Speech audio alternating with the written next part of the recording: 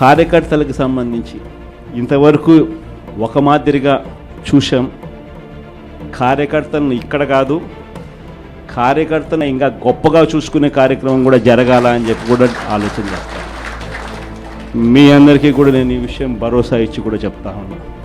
ఈసారి మాత్రం కార్యకర్త అనేవాడు వైఎస్ఆర్సీపీ జెండా మోసిన ప్రతి ఒక్కరికి చెప్తా ఉండా, ఈసారి జగన్ మీకు ఖచ్చితంగా భరోసా ఇస్తాడని చెప్పి మాత్రం హామీ ఇస్తాను.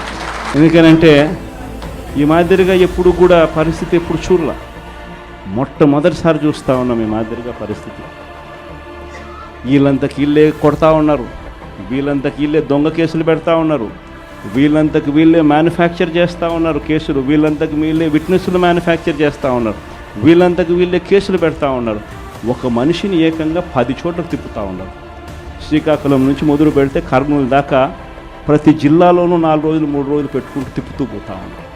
ఇది నిజంగా మారాల. ఈ కళ్ళెదుటే కనిపిస్తూ ఉన్న ఈ కార్యక్రమాలు ఇవన్నీ చూస్తూ ఉన్నప్పుడు మాత్రం నిజంగా మీ అందరికీ నేత్రం ఖచ్చితంగా ఈ భరోసా ఇస్తా, ఖచ్చితంగా నేను చెప్తా ఉన్నా ఈ మాటలు.